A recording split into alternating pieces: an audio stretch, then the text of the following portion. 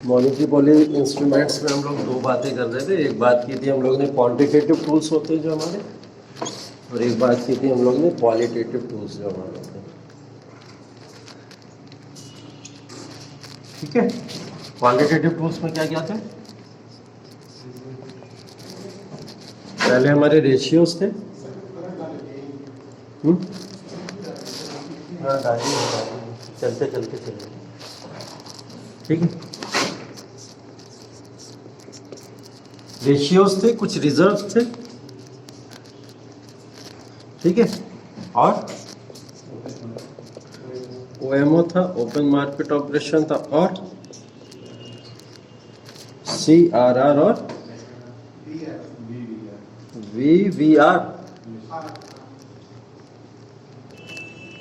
VVR नहीं होगा, VRR होगा, वीआरआर होगा। हाँ, तो ratios, reserves, open market operation, CRR और वीआरआर। ठीक है, और ये भी सीसीआर होगा ना, सीसीआर और वीआरआर ये होगा।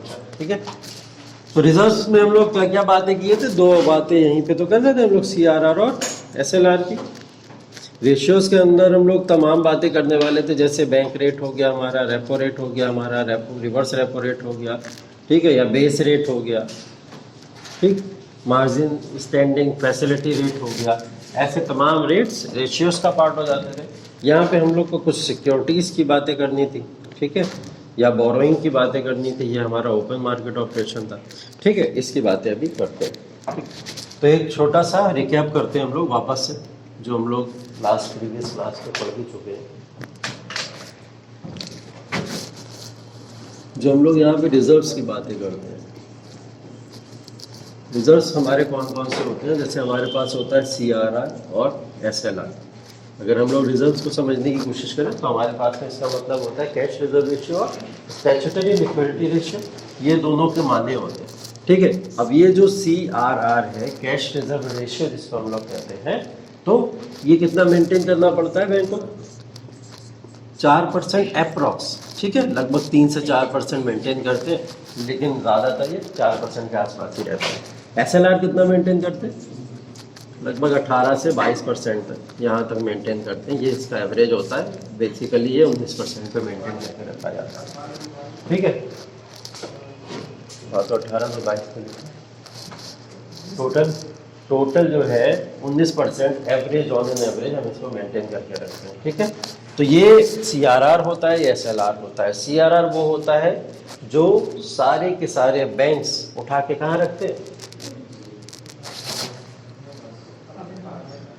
अपने पास रखते हैं, आरबीआई के पास में रखते हैं। सीआरआर क्या होता है? Cash reserve ratio. 4% का जो लोन होता है, वो 4% का लोन उठा के कहाँ रखते हैं?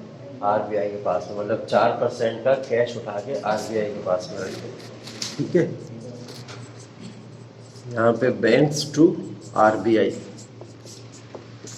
बैंक जितने होते हैं आरबीआई के पास में 4% का कैश उठा के रखते हैं। ठीक है, तो वो कैश रिजर्व रेशियो होता है। एसएलआर में क्या होता है? बैंक्स ये सारा का सारा पैसा अपने पास में रखते हैं, तो लगभग 19% का होता है। स्टैट्यूटरी लिक्विडिटी रेशियो का पार्ट बन जाता है। ठीक है, तो ये सीआरआर और एसएलआर का कॉन्सेप्ट होता है। अब यहाँ पे बात समझने वाली ये नहीं थी, ये तो आप लोग जानते हैं। बात समझने वाली थी यहाँ पे इन्फ्लेशन को लेके, महंगाई को लेके, या फिर जो हम लोग ने पीछे क्या पढ़े थे, मॉनेटरी पॉलिसी को लेके हमने ये पढ़ा था कि यहाँ पे हमको टाइट मनी पॉलिसी को अपनाना चाहिए या इजी मनी पॉलिसी को अपनाना चाहिए। इस तरीके की बातों को यहाँ पे अगर समझने की कोशिश करेंगे हम लोग, तो उसमें क्या करता है आरबीआई, यहाँ पे ये समझने की ज़रूरत है कि सीआरआर और एसएलआर को यूज़ क्यों कर रहा है। ठीक है, अब आरबीआई ने मान लो यहाँ पे क्या करा, आरबीआई ने मान लो यहाँ पे क्या करा,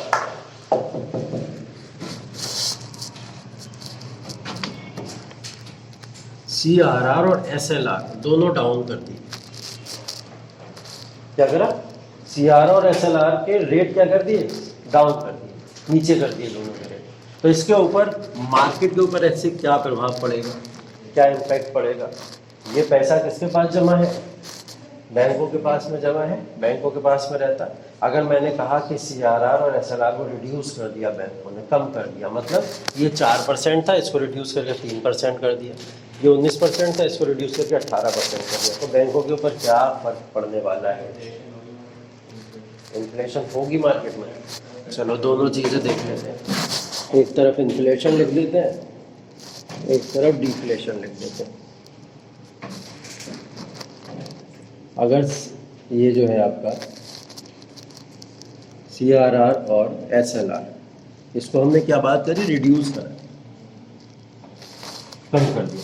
इसको कम करने की वजह से इंटरेस्ट रेट पे क्या फर्क पड़ेगा? ब्याज दर पे,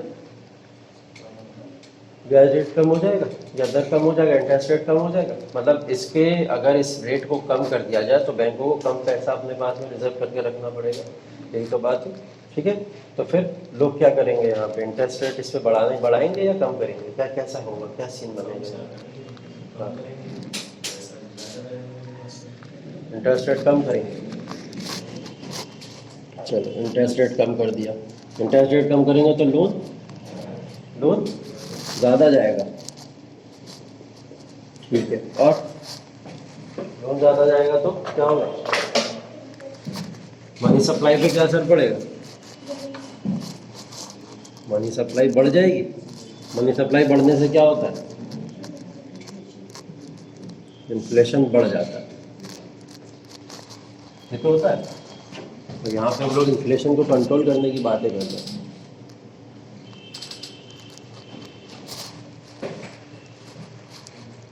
कंट्रोल हुआ क्या इन्फ्लेशन? नहीं हुआ ना, कहीं कुछ गड़बड़ है? बढ़ा दे, उल्टा कर दे, जस्ट रिवर्स कर दे। अगर CRR SLR को यहाँ पे बढ़ा दिया जाए तो ये सारी की सारी चीज़ें सही आ जाएंगी, अपने सेटलमेंट में आ जाएंगे, ठीक है। तो इस वाले को कर दो डिफ्लेशन, तो ये सिचुएशन डिफ्लेशन की तो बन गई।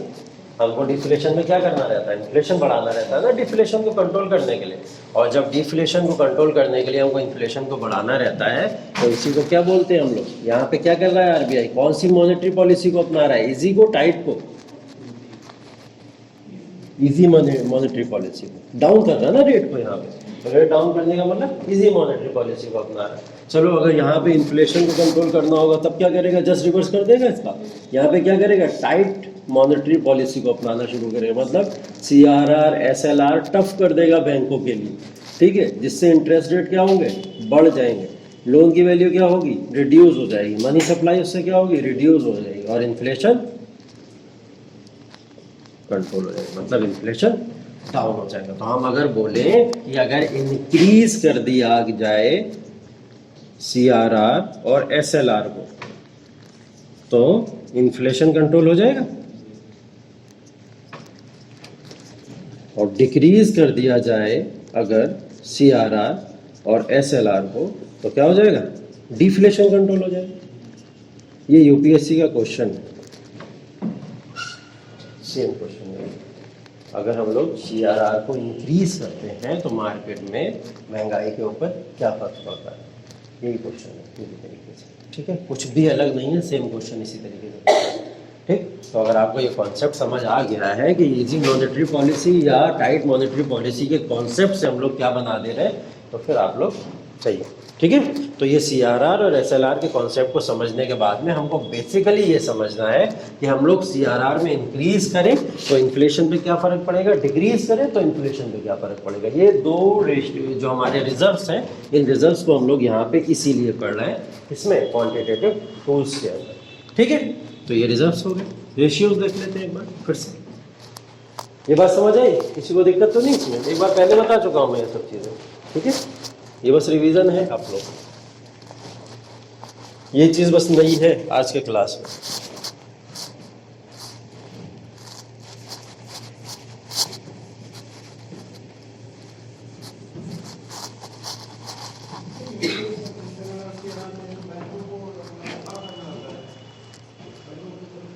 CRR जो होता है वो कहाँ रखा जाता है, RBI के पास में रखा जाता है। CRR RBI के पास में रखा जाता है, कैश रिजर्व रेशियो बोलते हैं।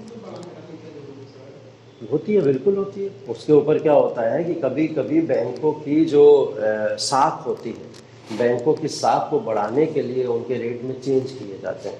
ठीक है, बैंकों की जैसे साख बढ़ती है उस हिसाब से लोन की डिमांड बढ़ती है, लोन के लिए लोग आगे बढ़ते हैं। बैंकों की साख घटती है तो लोन के लिए लोग पीछे हट जाते हैं, लोन नहीं लेना चाहते हैं। तो ये डिपेंड करता है। बैंक नहीं करते तो बैंक सीआरआर एसएलआर निकाल के थोड़ी देते हैं। ये तो आरबीआई इसके साथ में गेम कर रहा है। आरबीआई क्या कर रहा है, सीआरआर और एसएलआर के रेशियोज में चेंज करता है। इसका मतलब ये थोड़ी होता है कि जो लोग, अगर सस्ता लोन हो जाएगा तो लोग आके पैसा ले लेंगे तो एसएलआर में से पैसा दे देगा। ये थोड़ी मतलब होता है। लोन तो ये अपने बचे हुए अमाउंट में से ही देगा, जहाँ से ये लोन प्रोवाइड कर सकता है वहीं से लोन देगा। लेकिन सीआरआर एसएलआर को रिड्यूस करने का मतलब क्या होता है, मैंने बोला ना, साख या रेपुटेशन बैंक की बदलती है। साख या रेपुट, हम लोग इसको रिजर्व्स बोल ही क्यों रहे, क्योंकि ये सेविंग्स है ना बैंकों की। बैंक इसको रिजर्व करके रख रहे हैं ना, ऐसा नहीं बैंक इसको इन्वेस्ट कर दे रहे, तो ये रोक के रख रहे हैं। लेकिन इसकी वजह से क्या होगा, जिसका ज़्यादा सीआरआर एसएलआर मेंटेन होता है उसकी साख अच्छी होती है ना, और जिसकी साख अच्छी होती है लोग अट्रैक्ट उसकी तरफ होते हैं ना, कि चलो ये बैंक अच्छा है, हमको अच्छा देगा, इस तरीके से देगा। तो आप कर दीजिए किसी के भी साथ में, उस तरीके से क्या होगा, लोग जो है लोन की तरफ भागते हैं फिर उस तरीके से। ये मतलब होता है। ठीक है, तो आरबीआई जब कोई रेशियोज के अंदर चेंज करती है तो इसका डायरेक्ट इम्पैक्ट इन्फ्लेशन के ऊपर पड़ता है, जैसे रेशियोज का भी पड़ता है। ठीक है, हाँ, अब देखो ये रेशियोज की बात कर लेते हैं जल्दी से। रेशियोज के बारे में सब आपको पता है, मैंने ये वाला चार्ट बनाया था आपको। आरबीआई है, बहुत सारे बैंक्स हैं हमारे पास में, जैसे हम लोग एग्जाम्पल ले लें पीएनबी, बीओबी या एसबीआई, ये तमाम बैंक्स हैं हमारे पास में। होता क्या है, जो रेशियोज की अगर हम लोग बात करें तो पहला रेशियो इसमें कौन सा है, रेपो रेट। ठीक है, रेपो रेट होता है पहला रेशियो। रेपो रेट के अंदर होता क्या है, ये जो बैंक होते हैं जैसे पंजाब नेशनल बैंक, जो भी हमारे ये बैंक है, ये बैंक क्या करते हैं, उनसे डिमांड करते हैं कि हमको क्या दे दो, लोन दे दो। ठीक है, बैंक क्या करते हैं, आरबीआई से जाकर डिमांड करेंगे कि हमको लोन दे दो, आरबीआई उनको लोन दे देता है। ठीक है, आरबीआई इनको लोन दे देता है। आरबीआई इन्होंने डिमांड करी कि हमको 5 लाख रुपए दे दो, आरबीआई ने इनको 5 लाख रुपए दे दिए। लेकिन आरबीआई क्या बोलता है, 5 लाख रुपए मैंने दिया, मैं 5 लाख वापस नहीं दूंगा, मैं आपसे कुछ दर पे या कुछ इंटरेस्ट रेट पे मैं उससे पैसा वापस लूंगा, ब्याज लूंगा मैं आपसे। ठीक है, तो ये क्या करता है, 5 लाख के ऊपर कितना इंटरेस्ट लगा देंगे, लगभग 4% का। कितना इंटरेस्ट लगा देंगे, 4% का। तो अब जब पंजाब नेशनल बैंक आरबीआई को पैसा वापस करेगा तो 4% इंटरेस्ट के साथ ज़्यादा वापस करेगा, उसी को क्या कहते हैं हम लोग, रेपो रेट कहते हैं। मतलब पीएनबी ने आरबीआई से लोन लिया, ठीक है, और जब लोन को वापस किया तो किसी एक ब्याज पे वापस किया, वही ब्याज क्या कहलाता है, हमारा रेपो रेट कहलाता है। ठीक है, सिंपल सा कॉन्सेप्ट है ये वाला कि रेपो रेट किसको बोलते हैं हम लोग, बैंकों को ज़रूरत है, बैंक चलो मान लिया कि बैंक जो है लॉस में चल रहे हैं या कुछ नुकसान है उनके साथ में, तो बैंक क्या करेंगे, किसके ऊपर डिपेंडेंट होते हैं, आरबीआई के ऊपर। तो आरबीआई से पैसा मांगते हैं, बड़े बैंक से पैसा मांगते हैं, तो उससे आरबीआई कहता है हम आपको पैसा दे देंगे, लेकिन आपको उस पर इंटरेस्ट देना पड़ेगा। तो ये जो इंटरेस्ट पे करते हैं वही क्या कहलाता है, रेपो रेट कहलाता है। और ये लगभग कितना होता है, 4% के आसपास होता है। ठीक है, ये रेपो रेट होता है। रेपो रेट के अलावा मैंने एक चीज़ और बताई थी आपको, एक होता है बैंक रेट और एक होता है एमएसएफ। तीनों को साथ में समझ लेते हैं। एमएस को, एफ को बोलते हैं marginal standing facility rate. Marginal standing facility rate, ठीक है। इन सब की हिंदी एक बार चलो बता दो, समझ लो। ये रेपो रेट था। बैंक रेट क्या हो जाएगा, रेपो रेट के अंदर अगर हम लोग बात करें तो रेपो रेट के अंदर जो पैसा मिलता है इन लोगों को, बैंकों को जो पैसा मिलता है वो कितने दिन का लोन मिलता है, 2 से 14 दिन का। ये होता है टाइम पीरियड कि 2 से 14 दिन के समय काल के अंदर इन लोगों को लोन दिया जाएगा। ठीक है, ये 214 दिन होता है। बैंक रेट होता सेम है, लेकिन यहाँ पे चेंज क्या हो जाता है, यहाँ पे हो जाता है लॉन्ग टर्म लोन। मतलब 14 दिन से ज़्यादा, मोर देन 14 डेज के लिए जब आपको लोन चाहिए होता है तो कौन से रेट पे मिलेगा, बैंक रेट के ऊपर मिलता है। ठीक है। एमएसएफ क्या होता है, ओवरनाइट लोन जिसको हम लोग बोलते हैं। ओवरनाइट लोन का मतलब सिर्फ एक दिन के लिए, सिर्फ एक दिन के लिए जब आपको बैंक लोन दे तो वो एमएसएफ होता है। तीनों कॉन्सेप्ट सेम है।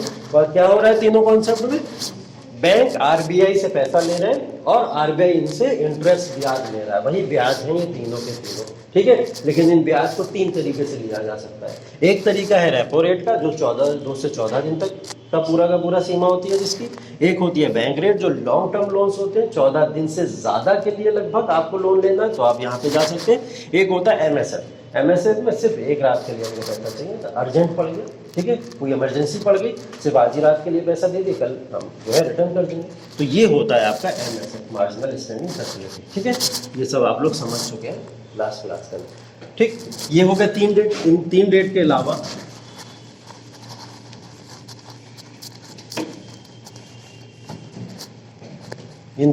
अलावा अब हमारे पास आता है, जैसे एक है बेस रेट,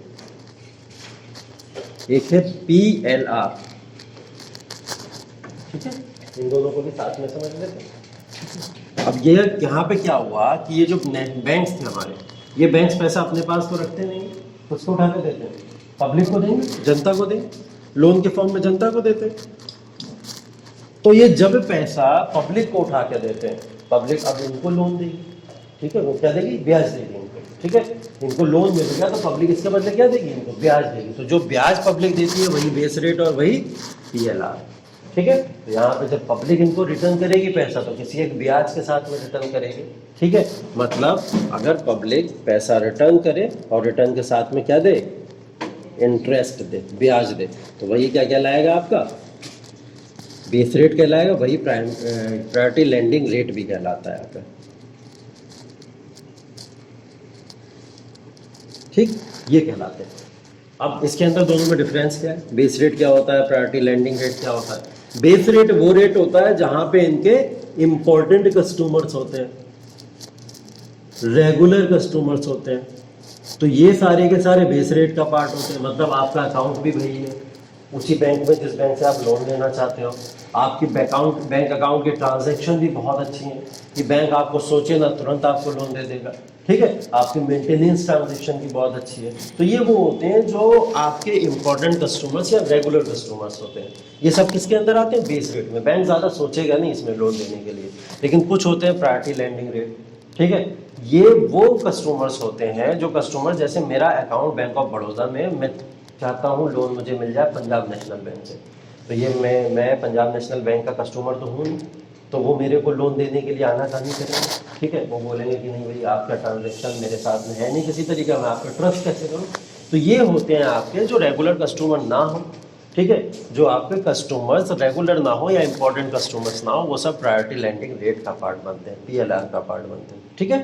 तो इस तरीके के कस्टमर्स को बोला जाता है, ठीक। तो ये 2 तरीके के कस्टमर होते हैं, दोनों तरीके के कस्टमर को बैंक लोन प्रोवाइड करता है। अब इसके अंदर क्या बचा, RRR, राइज रोल रिवॉल्ट नहीं है, ठीक है। RRR का मतलब क्या है यहाँ पे, रिवर्स रेपो रेट, ठीक है। तो रिवर्स रेपो रेट, जैसा रेपो रेट हम लोगों ने समझा था वैसे रिवर्स रेपो रेट है। अब रिवर्स रेपो रेट के अंदर क्या होगा, बैंकों के पास में रुपया है, बैंकों के पास में रेपो रेट के समय में रुपया नहीं था, तो वो लोग उधार मांगने गए RBI से। अब बैंकों के पास में रुपया है, बैंक कह रहे हैं हमारा पैसा रख लो, तो हमारे पास में एक्स्ट्रा पैसा है, तो बैंक बड़े RBI जो जैसा है वो कहेगा कि मैं क्यों रख लूँ, मुझे नहीं रखना तुम्हारा पैसा। तो छोटे बैंक धमकी देते हैं, हम जाके जनता में बांटेंगे, मत रखो। और जनता में जब बांटेंगे तो होगी महंगाई, इन्फ्लेशन बढ़ेगा, लिक्विडिटी बढ़ेगी, तरलता बढ़ेगी पूरे बाजार के अंदर, और जब तरलता बढ़ेगी बाजार के अंदर, फिर गवर्नमेंट तुम्हारी टांगें तोड़ेगी आके, ठीक है, फिर टाई लगेगी तुम्हें। तो क्या करना पड़ेगा तुम्हें, तुमको क्या करना पड़ेगा, हमारे जो भी पैसा है हमारे पास उसको अपने पास रखना पड़ेगा। तो RBI मजबूर हो जाता है, कहता चलो लाओ पैसा दे दो हमारे पास।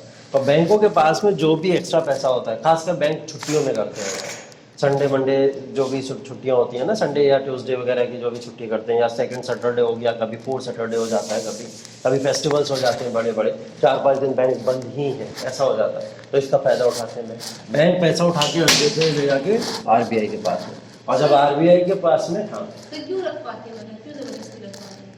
अरे प्रॉफिट तो लेंगे ना, पैसा कमाने के लिए करते हैं ना ऐसा। अब वही तो बता रहा हूँ, यहाँ पे बैंक क्या करते हैं, RBI के पास में पैसा रख देते हैं ले जाके, और जब RBI के पास में पैसा रख देते हैं, अब RBI पैसा रखा थोड़ी रहेगा, ये मांगेंगे भी तो वापस, हमको पैसा वापस दे दो, हमने तुम्हारे यहाँ 1 लाख रुपया रखा था तो हमको पैसा वापस दे दो। तो आरबीआई इनको जब पैसा वापस करेगा तो आरबीआई भी तो इनको इंटरेस्ट देगा, ब्याज नहीं देगा। 1 लाख रुपया मानो इन लोगों ने, बैंकों ने इनको दिया, अब 1 लाख रुपए के ऊपर इंटरेस्ट लगा के आरबीआई इनको पैसा वापस करे तो बैंकों का फायदा नहीं हो गया? हो गया ना। इसलिए बैंक इनके पास में पैसा लेना है, ठीक है, ये इंटरेस्ट को पाने के लिए। लेकिन एक बात को ध्यान रखिएगा, रेपो रेट से हमेशा कम रहता है रिवर्स रेपो रेट, ठीक है। क्यों कम रहता है? क्योंकि आरबीआई ने आपसे मजबूरी में पैसा लिया था, आपकी मजबूरी थी, हमारी कोई मजबूरी नहीं थी। आरबीआई बोलता है कि आपने अपनी मजबूरी में मुझे पैसा दिया था, मैंने आपसे मांगा नहीं था, इसलिए मैं आपको रेट इस पर कम दूंगा, दर कम देता है वो, इसलिए ब्याज इसके ऊपर कम ही देता है, ठीक है। और कुछ बचा रेशियोज में? कुछ और बताया था? हो गए सारे ratio, repo rate, reverse repo rate और आपका base rate, bank rate, PLR भी हो गया, ठीक। ये तमाम रेट्स के पार्ट होते हैं आपके, इन सब रेट्स के ऊपर। अब यही रेट्स जो होते हैं हमारे सारे के सारे, इसका भी देख लेते हैं मॉनेटरी पॉलिसी के ऊपर किस तरीके से इम्पैक्ट पड़ता है। ये तो आप लोग देख भी चुके थे, मैं बता भी चुका था। मॉनेटरी पॉलिसी, ठीक, एक तरफ मैं इजी मॉनेटरी पॉलिसी अपनाऊंगा, एक तरफ मैं टाइट मॉनेटरी पॉलिसी अपनाऊंगा, ठीक है। इजी मॉनेटरी पॉलिसी का मतलब ये जो मॉनेटरी पॉलिसी के टूल्स हैं, कौन कौन से टूल्स हैं? रेपो रेट है आपका, और हम लोग ने देखा एमएसएफ है, ठीक। या एमएसएफ के अलावा हम लोग ने बात कर लें अगर बैंक रेट है, ऐसे जो रेट्स हैं ये सारे के सारे रेट्स हैं। इन रेट्स को अगर मैं इजी मॉनेटरी पॉलिसी में लेके जाऊं तो मैं इन्हें डाउन करूंगा, इन रेट्स को डाउन करूंगा मैं, अगर मैं इजी मॉनेटरी पॉलिसी में लेके जाऊंगा। तो अगर बताओ इसमें से कोई भी एक पकड़ लो, रेपो रेट डाउन हो जाए, रेपो रेट कम हो जाए, तो रेपो रेट जब कम हो जाता है तो इससे इंटरेस्ट रेट पे क्या प्रभाव पड़ता है? सोच के बताना एकदम डायरेक्ट।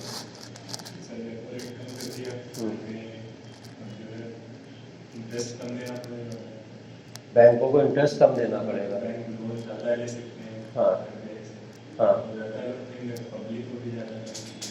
हाँ, मतलब ये हो गया कि अगर हम लोग बोलें कि इजी मॉनेटरी पॉलिसी अगर हम लोग अपनाएं, इन रेट्स को, जैसे रेपो रेट को हम डाउन कर दें, रेपो रेट था 4%, ठीक है, अब इन्होंने कर दिया 3%। अब 3% रेपो रेट करने का मतलब इंटरेस्ट रेट डाउन हुआ।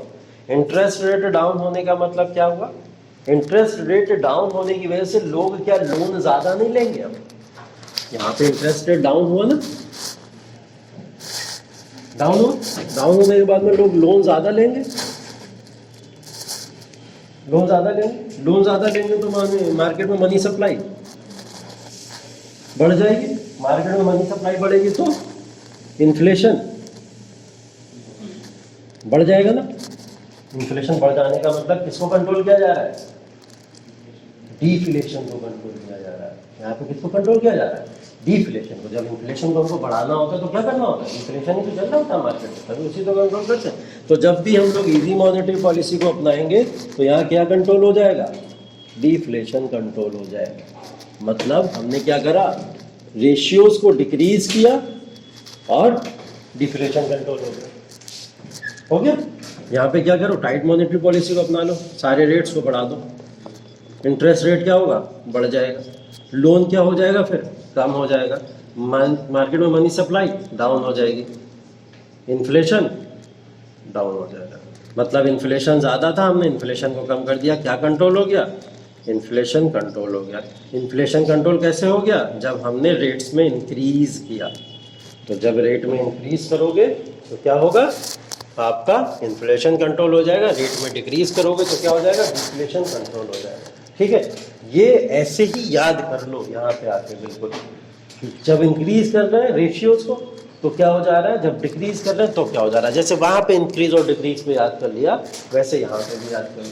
ठीक है, ये पूरा कॉन्सेप्ट लगाने के लिए एग्जामिनेशन में समय नहीं मिल पाता है और डायरेक्ट क्वेश्चन पूछ लेता है आपसे। या तो इतनी प्रैक्टिस कर लो, इतनी प्रैक्टिस कर लो, इतनी प्रैक्टिस कर लो कि माइंड में तुरंत क्लिक कर जाए, है ना, कि माइंड बिल्कुल जो है एकदम स्पीड में चलना शुरू हो जाए कि चलो इन्फ्लेशन और डिफ्लेशन को कंट्रोल करने के लिए हमको किस में इंक्रीज करना है, किस में डिक्रीज करना है। इतनी बार इसको देख लो, इतनी बार इसको पढ़ लो, इतनी बार इसको समझ लो कि आपको फिर कंफ्यूजन बचे ही ना, है ना। हाँ, कंफ्यूजन अगर बचेगा तो आपके लैक ऑफ रिवीजन से बचेगा यहाँ पे, अदरवाइज नहीं बचेगा। बहुत इजी कॉन्सेप्ट है, क्योंकि इंटरेस्ट रेट को चेंज करने से पूरी वैल्यू बदल जाती है। ठीक है, बहुत इजी कॉन्सेप्ट है, इससे ज़्यादा नहीं है। हम लोग ने बात की थी ना आप लोग के सामने कि मॉनेटरी पॉलिसी जो होती है वो इन्वर्सली प्रोपोर्शनल किसका होती है? लिक्विडिटी की होती है कि नहीं होती? ये जो मॉनेटरी पॉलिसी है ये सारी की सारी तरलता के पूरी तरीके से विपरीत होती हैं। ये विपरीत ही तो है कि हम बढ़ा रहे हैं तो घट जा रहा है, घटा रहे हैं तो बढ़ जा रहा है, यही तो बात हो रही है पूरी की पूरी। पूरा कॉन्सेप्ट यही तो है। ठीक है, तो मॉनेटरी पॉलिसी ये जो भी अपनाई जा रही है ये जस्ट विपरीत होती हैं किसके? तरलता के। ठीक है, क्यों विपरीत होती है? क्योंकि जो भी रेशियोज में हम लोग चेंज करते हैं पॉजिटिव वे में, उसका असर तरलता पे क्या पड़ता है? नेगेटिव पड़ता है। ठीक है, इसलिए एक दूसरे के रिवर्स होते हैं। ठीक, इसलिए मैं बता रहा हूँ कि जब भी इंक्रीज करेंगे तो क्या होगा? आपका कंट्रोल हो जाएगा, जब डिक्रीज करेंगे तो बढ़ा देंगे। इस तरीके से चीज़ों को लिया जाता है, तो ये इस चीज़ को याद रखिए। ठीक, रेशियोज हो गए आपके। ओपन मार्केट ऑपरेशन अगला।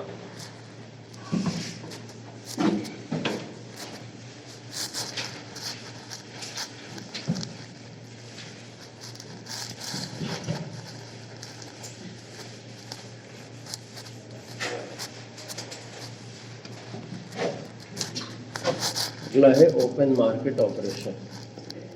ठीक है, OMO, ओपन मार्केट ऑपरेशन। अब देखिए ओपन मार्केट ऑपरेशंस होते क्या है, इसके पीछे थोड़ा सा एक बेसिक लॉजिक है। हमको पता है गवर्नमेंट सब्सिडीज देती है गवर्नमेंट सब्सिडीज। ठीक, गवर्नमेंट सब्सिडीज भी देती है और गवर्नमेंट को अर्निंग्स टैक्स भी होते हैं, अर्न होते हैं, टैक्स मिलते हैं, टैक्स भी मिलते हैं। तो गवर्नमेंट जो सब्सिडीज देती है वो कहाँ से देती है? जो गवर्नमेंट को टैक्स मिलता है वहाँ से गवर्नमेंट सब्सिडीज देती है। ठीक है, लेकिन होता क्या है, हमेशा गवर्नमेंट को टैक्स जो है वो कम मिलता है और गवर्नमेंट को सब्सिडीज जो देनी पड़ती हैं वो कितनी देनी पड़ती हैं? ज़्यादा देनी पड़ती हैं। यही होता है। यहाँ पे क्या दिख रहा है? गवर्नमेंट का एक्सपेंडिचर ज़्यादा है, इसका रिवेन्यू क्या है? कम है। ये तो हमें पता लग रहा है यहाँ से, खर्चा ज़्यादा है गवर्नमेंट का। ठीक है, और खर्चा गवर्नमेंट को कहाँ ले जाता है?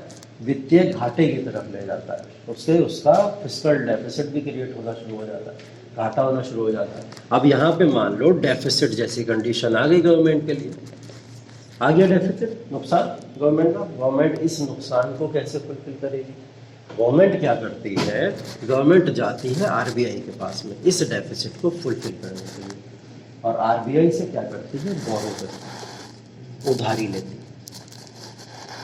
RBI से क्या करती है? बोरो करती है, उधारी लेती है। जब ये RBI से उधारी लेती है तो RBI कोई संस्था बनाई हुई ज़रूर सरकार के द्वारा है, लेकिन RBI साफ साफ बोलता है कि मैं आपको पैसा ऐसे क्यों दूँ?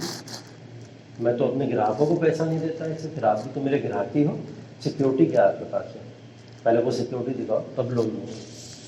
तो RBI सीधे सीधे बोल देता है हम लोन नहीं देंगे जब तक आप सिक्योरिटी नहीं दोगे। तो गवर्नमेंट क्या करती है यहाँ पे? गवर्नमेंट इनको कुछ सिक्योरिटीज या जी सिक्योरिटीज हम जिसको बोलते हैं प्रोवाइड कर देती है लेटर के फॉर्म में। ठीक है, एक लेटर होता है जिसकी कीमत बहुत गुना ज़्यादा होती है, एक स्टाम्प के थ्रू से। ठीक है, गवर्नमेंट क्या करती है? RBI को कुछ सिक्योरिटीज प्रोवाइड कर देती है, जिनको हम लोग जी सिक्योरिटीज का नाम देते हैं, गवर्नमेंट सिक्योरिटीज कहते हैं जिसको हम लोग। ठीक है, जिसको हम लोग हिंदी में प्रतिभूतियाँ कहते हैं। क्या कहते हैं? प्रतिभूति। तो गवर्नमेंट जाके इनको प्रतिभूति दे देती है, प्रतिभूति के बदले में RBI क्या करता है? इनको उधारी दे देता है, और RBI जब ये उधारी दे देता है तो गवर्नमेंट अपने पास में पैसा लाती है, और पैसा लाने के बाद में क्या करती है? फिर से एक्सपेंडिचर अपना करना शुरू कर देती है, जो एक्सपेंडिचर इसका कम हो जाए। ठीक, ये साइकिल क्या कहलाती है? Open market operation. ठीक है, इसको बोलते हैं ओपन मार्केट ऑपरेशन।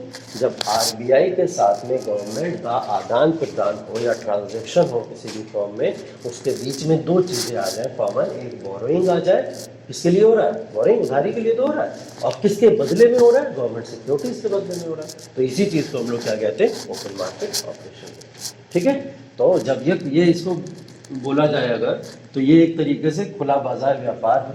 ठीक है, तो जब बाजार के अंदर खुले तौर पे व्यापार हो रहा है आरबीआई और गवर्नमेंट के बीच में जब होता है तो उसी को हम लोग ओपन मार्केट ऑपरेशन का नाम दे देते हैं। ठीक है, अब ये ओपन मार्केट ऑपरेशन को यहाँ समझ तो लिया आप लोगों ने, समझ आ गया ना?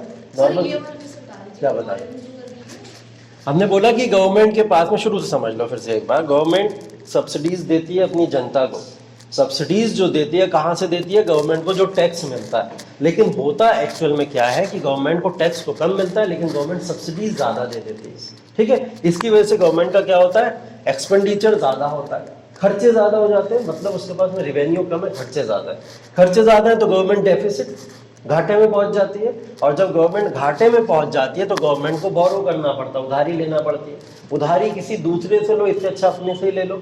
बाहर से उधारी लेंगे तो क्या होगा? वो लोग हमारे ऊपर कंट्रोल करने की कोशिश करेंगे। ठीक, तो हम लोग क्या करते हैं? अपनी बैंक से लेंगे उधारी। तो ये लोग आरबीआई के पास जाते हैं, कहते हैं हमें आपसे बोरो करना है, उधारी लेनी है। आरबीआई कहती है उधारी तो दे देंगे हम, लेकिन आप हमको सिक्योरिटीज दिखाइए पहले, क्या सिक्योरिटीज हैं आपके पास में। तो यहाँ पे आरबीआई बोरो जब इनको कराती है बैंकों को तो गवर्नमेंट सिक्योरिटीज साइन करा लेती है। जी सिक्योरिटीज, प्रतिभूतियाँ, प्रतिभूति साइन करके जैसे ही मिल जाती है आरबीआई इनको लोन दे देता है और ये लोन को उठा के क्या करते हैं? वापस से अपने खर्चे में ला के जोड़ देते हैं। तो ये खर्चा करना शुरू कर देते हैं जो इनको पैसा मिल जाता है। इसको बोलते हैं ओपन मार्केट ऑपरेशन। ठीक, अब दो कंडीशन है, अगेन फिर ले लेते हैं हम लोग, इन्फ्लेशन और ये है डिफ्लेशन। दो कंडीशन।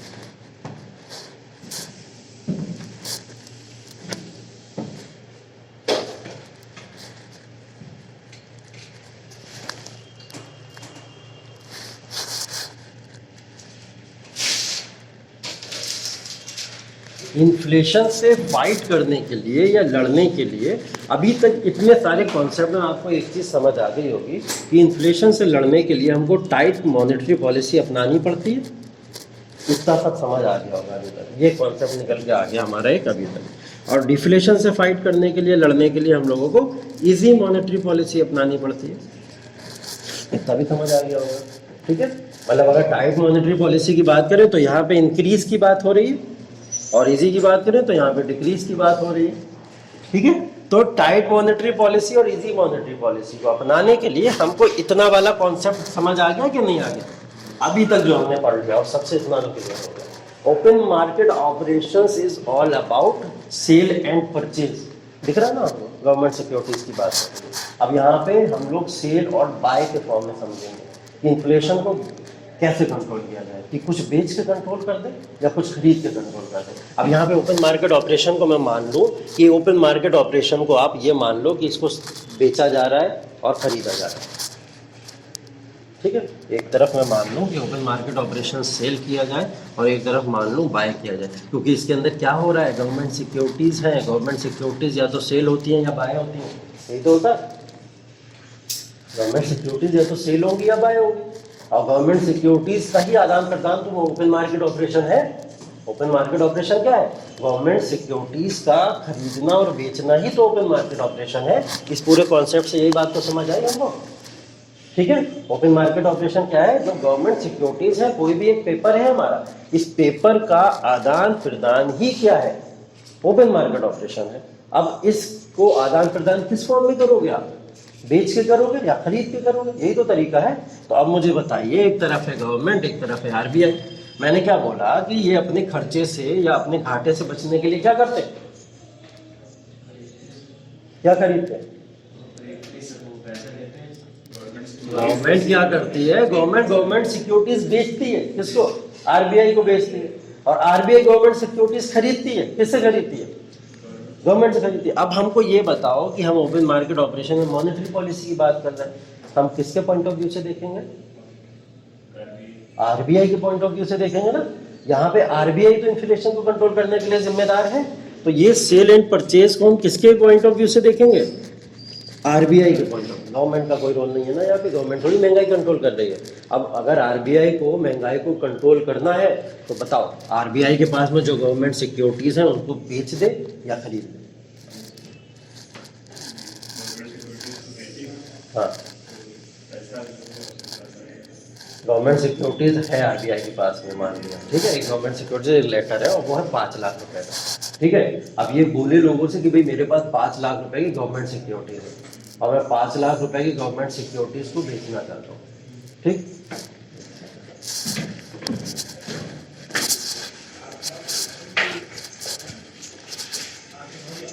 हमारा सर डिस्टर्ब हो रहा है।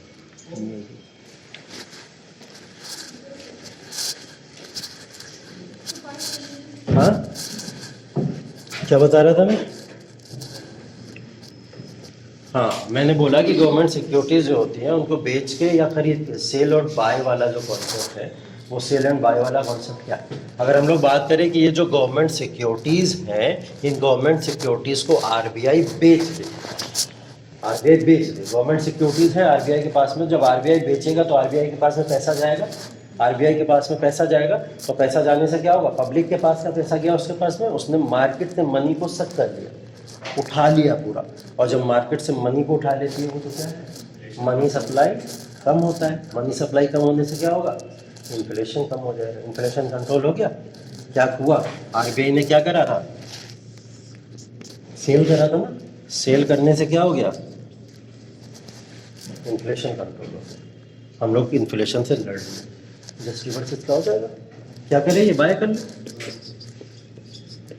जैसे इसने अभी गवर्नमेंट से खरीदा, जब इसने गवर्नमेंट से खरीदा तो पैसा दिया ना गवर्नमेंट को, गवर्नमेंट को पैसा दिया तो वो पैसा मार्केट में आया मनी सप्लाई के फॉर्म में, और जब वो मनी सप्लाई के फॉर्म में मार्केट के अंदर पैसा आया तो मार्केट के अंदर पैसा आने से पूरा का पूरा इन्फ्लेशन बढ़ता चला गया। और जब इन्फ्लेशन बढ़ा वो किसकी वजह से बढ़ा है?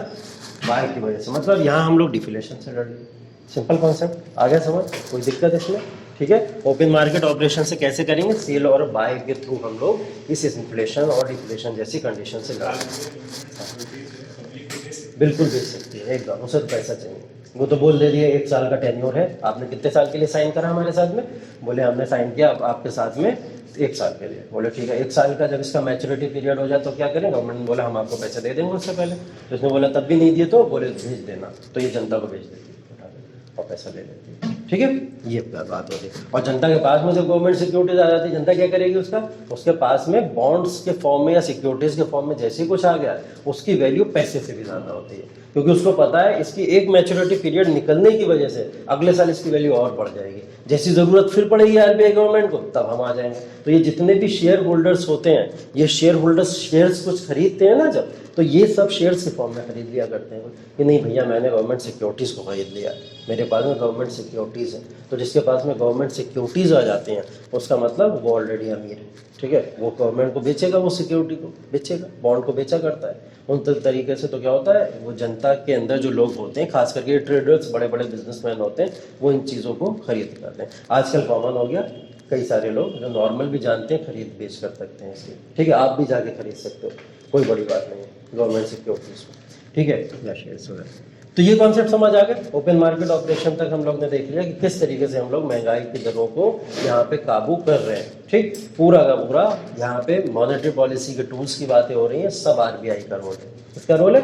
सब आरबीआई का रोल है। अब ये 2 टर्म और इसको समझ लो क्या है। गवर्नमेंट चेंज हो जाए कोई बात नहीं, गवर्नमेंट ने साइन किया ना, सरकार ने साइन किया। सरकार किसी पार्टी से बंधी हुई नहीं होती है, सरकार सरकार होती है। अगर भारत सरकार ने कोई डिसीजन लिया और उसकी स्टाम्प उसके ऊपर लगी हुई है तो फिर वो आने वाली गवर्नमेंट पे करेगी उसको, बिल्कुल करेगी। ऐसा नहीं कि आपको अगर ले लिया तो फिर चलो गवर्नमेंट चेंज कर देते हैं, बच जाएंगे हम लोग, ऐसा कुछ नहीं होता है, नहीं। ठीक, अब ये है सीसीआर, इसको बोलते हैं कॉम्प्रिहेंसिव क्रेडिट रेशनिंग।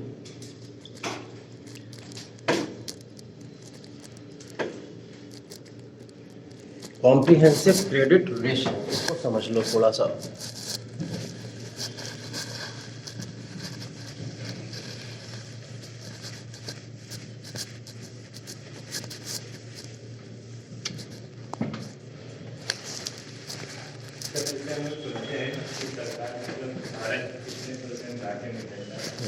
हाँ हाँ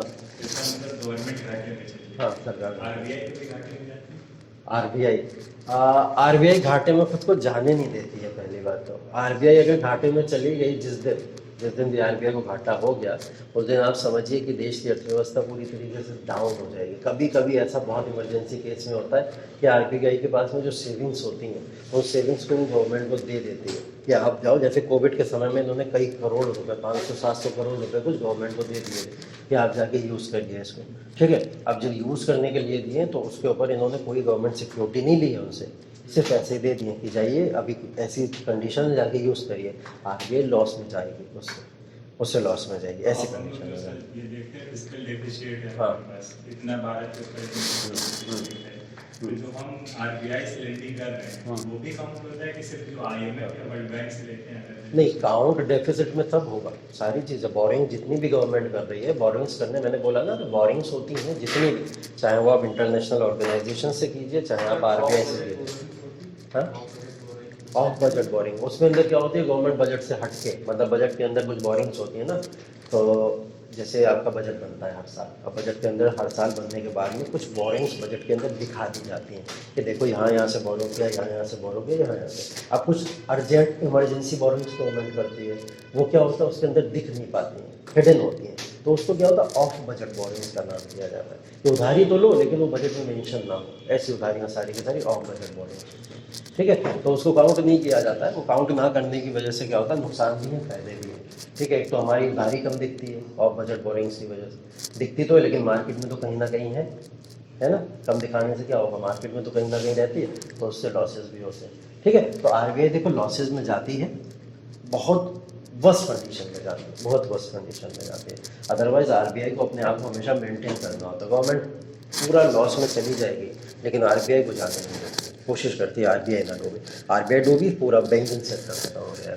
बैंकिंग सेक्टर खत्म होने का मतलब सर्विस सेक्टर गए, और सर्विस सेक्टर किसी भी कंट्री से जाने का मतलब आप वापस से प्राइमरी सेक्टर पर टोटली डिपेंडेंट हो जाओगे, जिससे इकोनॉमी नहीं चलने वाली। ठीक है, अर्थव्यवस्था डूब जाएगी पूरी तरह। इसलिए आरबीआई सबसे इंपॉर्टेंट फैक्टर होता है किसी भी अर्थव्यवस्था में, सेंट्रल बैंक जिसको हम लोग बोलते हैं, उसको मैनेज करना बहुत ज़रूरी होता है। ठीक, ये चीज़ है। हाँ, तो मैं क्या बता रहा था, comprehensive credit rationing, CCR.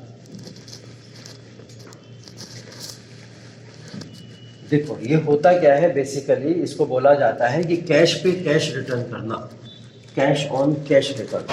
Basically इसका मतलब होता है कैश पे कैश रिटर्न करना, कैश ऑन कैश रिटर्न। ठीक है, अब इसका मतलब समझ लो।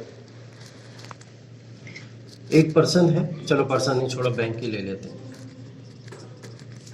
बैंकों की बात चली तो बैंक ही ले लेते हैं। अब बैंक कुछ ना कुछ एनुअल इनकम को अर्न कर रहा है, बैंक कुछ ना कुछ एनुअल इनकम को अर्न कर रहा है, और इस एनुअल इनकम के अर्निंग को जब कंपेयर करा दिया जाए उसके साथ में कि बैंक कितना इन्वेस्टमेंट कर रहा है, समझे। इसमें माना कि एनुअल इनकम अर्न करी 5 लाख रुपए, और 5 लाख रुपए में से इसने 4 लाख रुपए लोन में बांट दिया।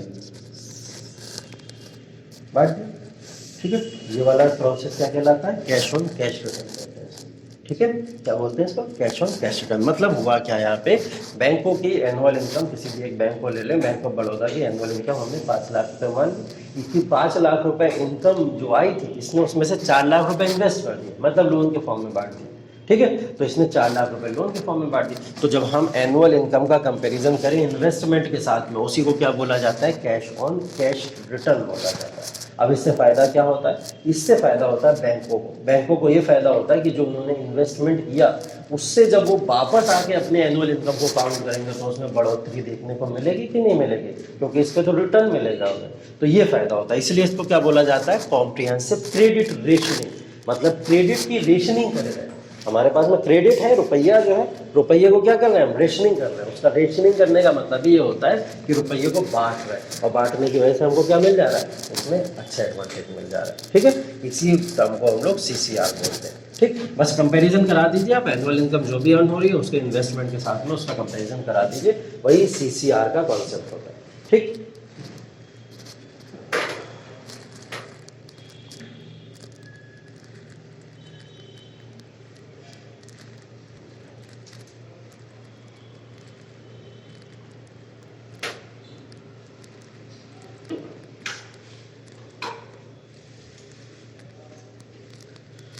अब देखो एक टर्म और है इसके अंदर जिसको बोलते हैं VRR।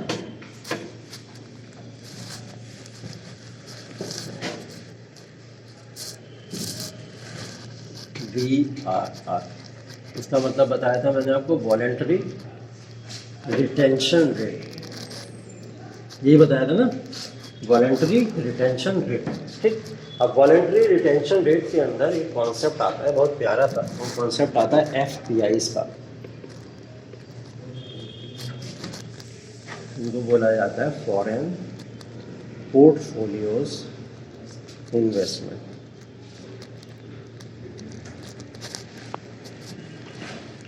फॉरेन पोर्टफोलियोज इन्वेस्टमेंट, ठीक है।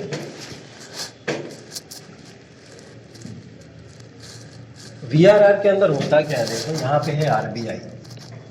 RBI जो है इनेबल कर देती है FPIs को। इनेबल्स का मतलब परमिशन दे देती है। ये FPI जितने भी हैं, फॉरेन पोर्टफोलियो इन्वेस्टमेंट जितने भी हैं, फॉरेन से आके जो भी इन्वेस्टमेंट करती है कंपनी, वो आके इंडिया के मार्केट के अंदर इन्वेस्ट करें। ठीक है, इंडिया के मार्केट के अंदर इन्वेस्ट करें, लेकिन एक कंडीशन रख देते हैं। बोले यहाँ पे आप इन्वेस्ट तो करो, FIs भी तो इन्वेस्ट करना है, फॉरेन इन्वेस्टमेंट तो होता है बहुत सारा। बोले आपके लिए क्या ज़रूरी है, बोले वॉलेंटरी रिटेंशन रेट में ये ज़रूरी है कि RBI इनेबल करेगी FPIs को। FPIs इंडिया के मार्केट के अंदर आके क्या करेंगे, इन्वेस्टमेंट करेंगे, लेकिन एक शर्त ये होनी चाहिए कि ये जो मार्केट है वो डेप्ट मार्केट होना चाहिए। कौन सा मार्केट होना चाहिए, डेप्ट मार्केट होना चाहिए। डेप्ट मार्केट का मतलब उधारी अगर किसी बाजार के ऊपर चल रही हो, आप उस उधारी वाले बाजार के ऊपर आके इन्वेस्टमेंट करें। ऐसा RBI क्यों कर दी,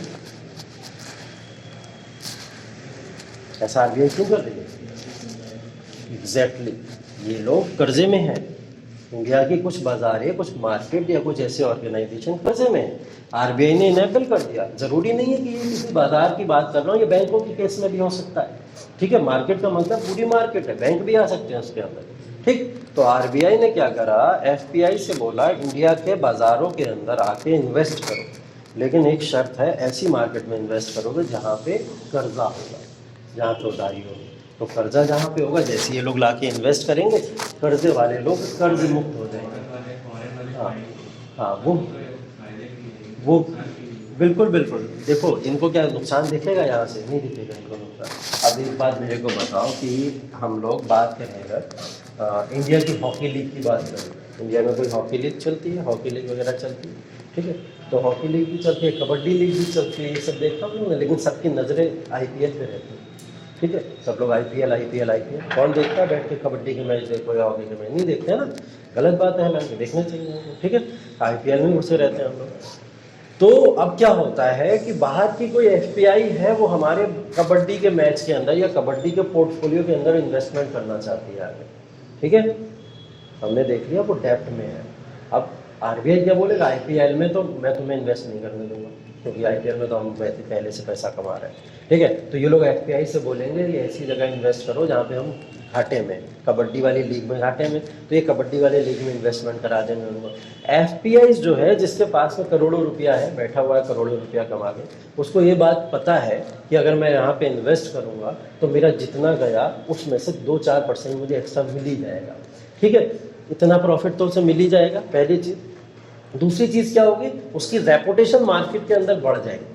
रेपुटेशन भले से, पता है FPIs क्या होती हैं, FPIs भले से घाटे में चली जाए, लेकिन अपने रेपुटेशन को या अपनी साख को बढ़ाने के लिए ये लोग क्या करते हैं, इन्वेस्टमेंट किया करते हैं।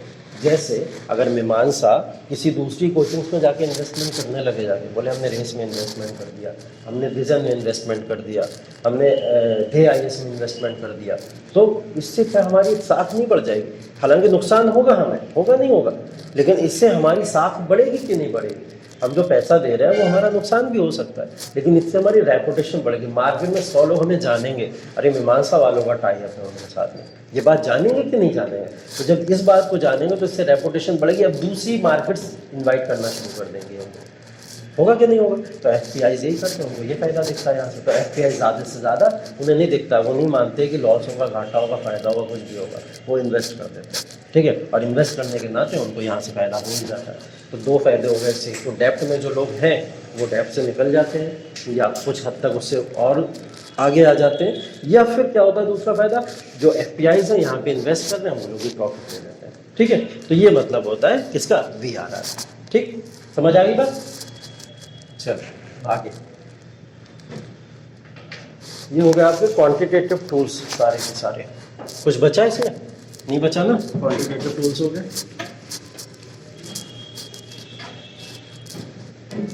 ये है आपके लिए होमवर्क। होमवर्क ये है आपके लिए कि मैंने अभी आपको दो कॉन्सेप्ट बताए, सीसीआर और वीआरआर। इन दोनों कॉन्सेप्ट से इन्फ्लेशन के ऊपर क्या प्रभाव पड़ेगा। ठीक है, इन दोनों कॉन्सेप्ट से इन्फ्लेशन के ऊपर या महंगाई के ऊपर क्या प्रभाव पड़ेगा, ये आप लोग मुझे कल के क्लास में बताएंगे या कॉपी में नोट करके कहीं बता देंगे। सब लोग एक एक कॉपी के अंदर एक पेज के ऊपर नोट कर लेंगे कि सर सीसीआर को बढ़ाने घटाने से ये फर्क पड़ा और वीआरआर को बढ़ाने घटाने से ये फर्क पड़ा मार्केट के ऊपर। ठीक, ये चीज़ आप लोग मुझे कल बताएंगे। सोच समझ तो आए कम से कम कि आप लोग को कितना समझ आए।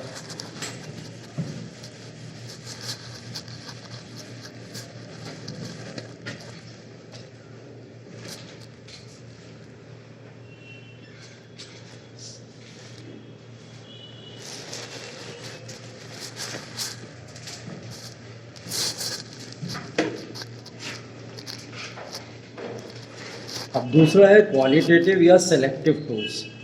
ठीक है, जिसको हम लोग गुणात्मक भी बोलते हैं।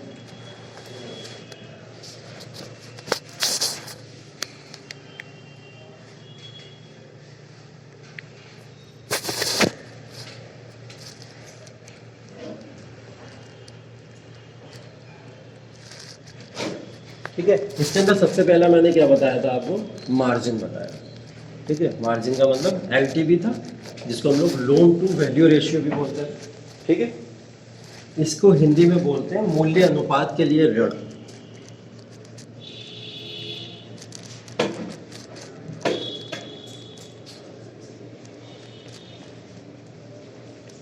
मूल्य अनुपात के लिए ऋण।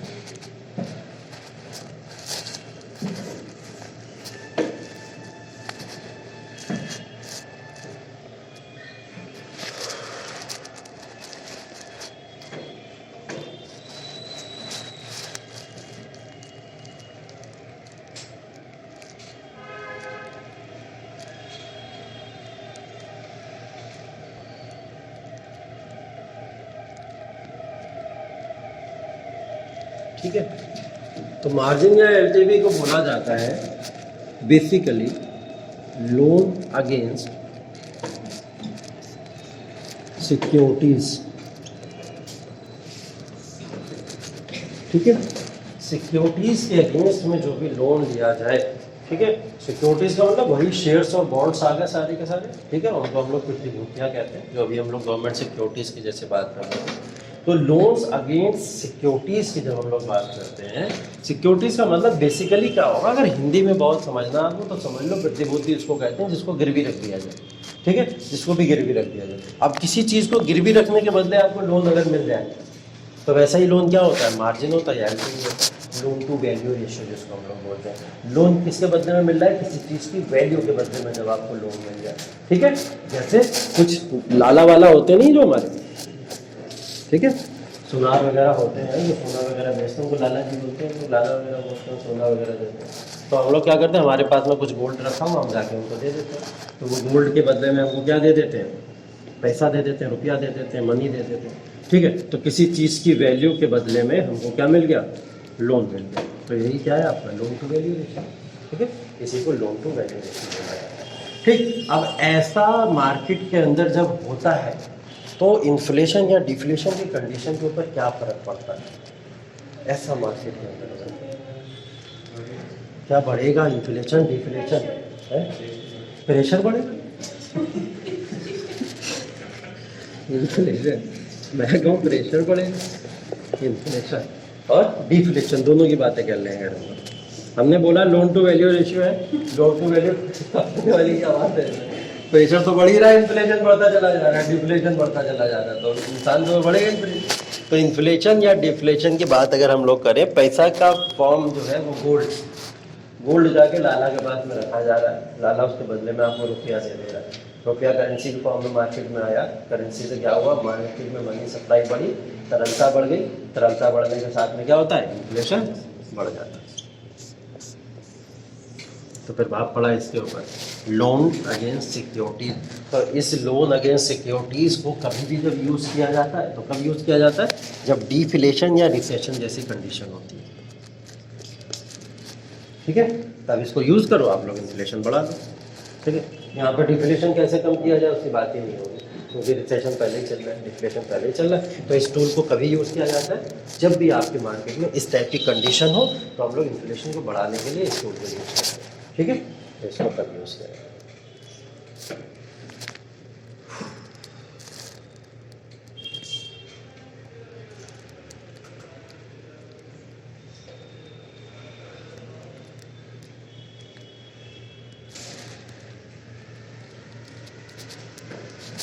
दूसरा है कंज्यूमर क्रेडिट कंट्रोल।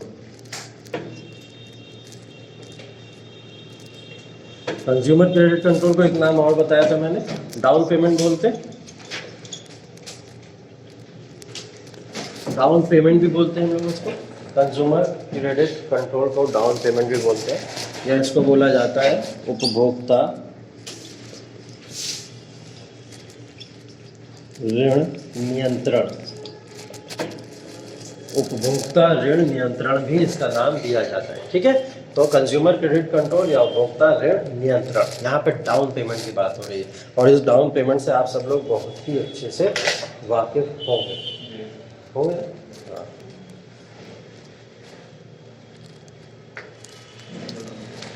यहाँ भी क्या होता है, जो इन्फ्लेशन होती है, इन्फ्लेशन जैसी कंडीशन है, उससे लड़ने के लिए इसको किया जाता है।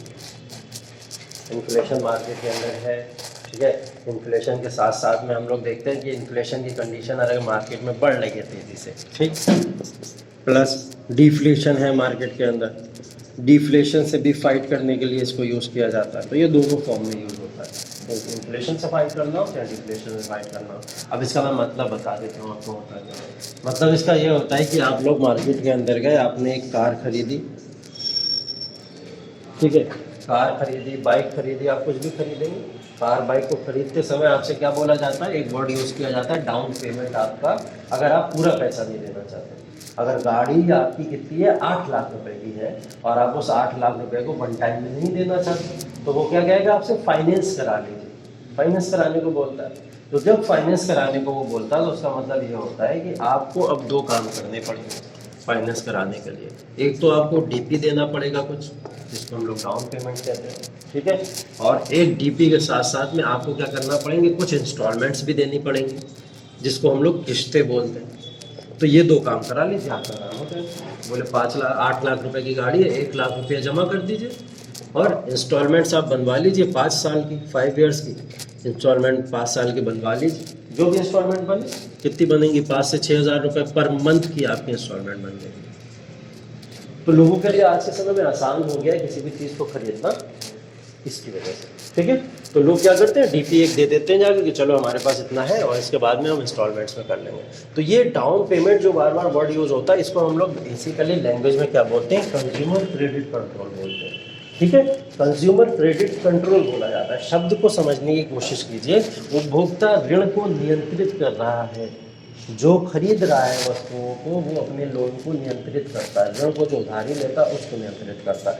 इंस्टॉलमेंट उपभोक्ता ही तो दे रहा है, तो ये अपने हिसाब से लेता है जब चीज़ों को, तब उसको ये बोला जाता है। तो इन्होंने क्या करा, एक कार खरीद ली, जाके कार खरीदते समय 1 लाख रुपए इन्होंने दे दिए, लेकिन जो 7 लाख रुपए बचे, अब इसके 7 लाख रुपए क्या करेंगे ये लोग, फाइनेंस कराएंगे। फाइनेंस का मतलब ये नहीं होता है कि आप जिस कंपनी से खरीद रहे हैं वो कंपनी 7 लाख रुपए अपनी जेब से दे रही है ना, जो कंपनी आपको कार बेच रही है उसको पूरे 8 लाख चाहिए, वो 1 रुपया भी कम नहीं लेगी आपसे।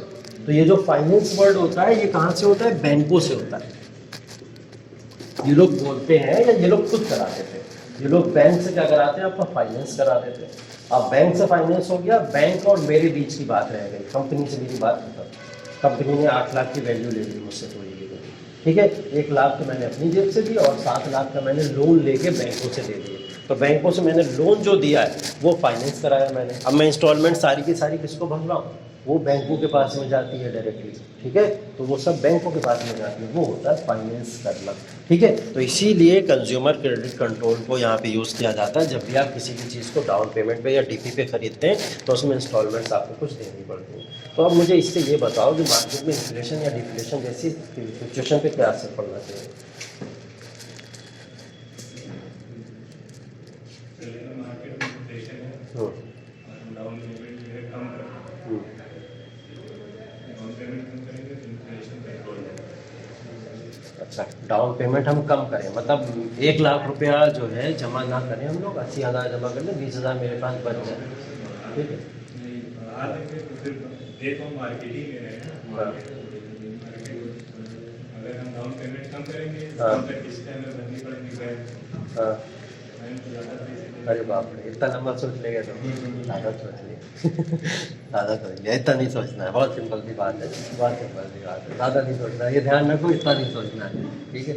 डाउन पेमेंट की बात हो रही है, सीधा सीधा पैसा मेरे पास में है 1 लाख रुपया, 1 लाख रुपया उठा के मैं मार्केट के अंदर देने जा रहा हूँ, ठीक है। किसे देने जा रहा हूँ? किसी कंपनी को, फर्म को देना जा रहा हूँ। तो जब फर्म को मैं पैसा देता हूँ तो हम उस पैसे को उठा के क्या करेगी, बैंकों के साथ में इन लोगों की जो भी डील है, जैसी भी डील है, तो ये पैसा सारा का सारा किसी एक अथॉरिटी के पास में जा रहा है, ठीक है। और जब भी मल्टीपल अथॉरिटी से पैसा किसी एक यूनिक या सिंगल अथॉरिटी में जाता है तो मार्केट से सक्शन होता है ना मनी का।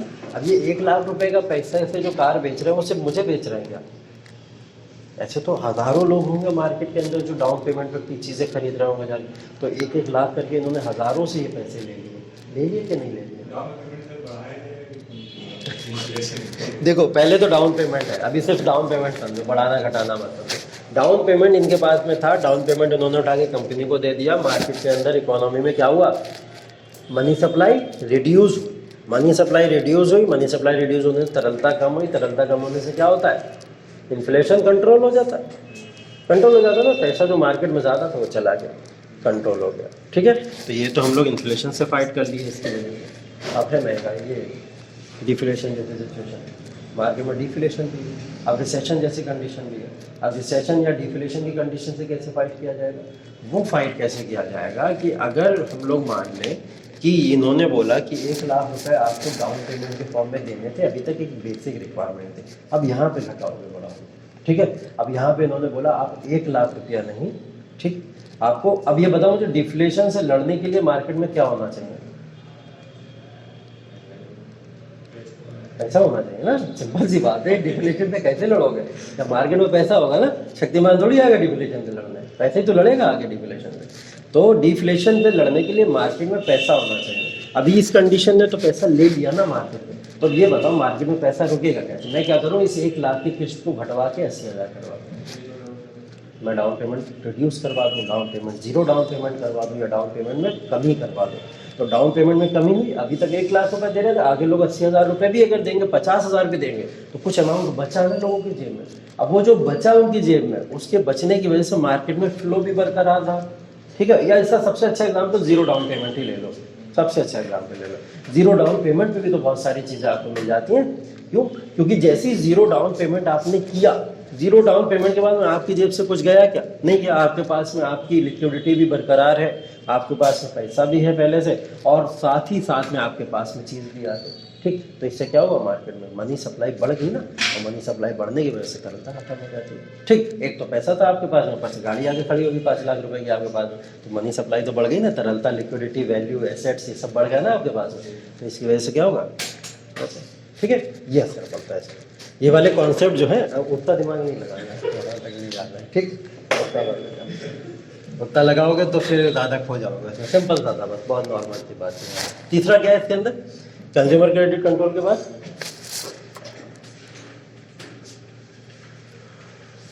क्रेडिट रेशनिंग,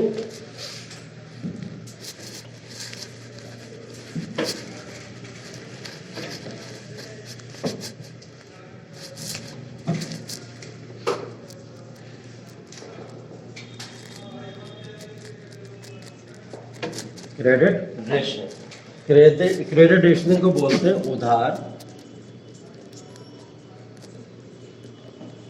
खुराक, पता नहीं क्या है खुराक, मैंने गूगल पे देखा था, मुझे नहीं पता तो यही लिखा आ रहा था। नहीं मतलब ये इकोनॉमिक टर्म है, ऐसा नहीं कि गूगल ट्रांसलेट है, इकोनॉमिक टर्म। उदार खुराक बोलते हैं।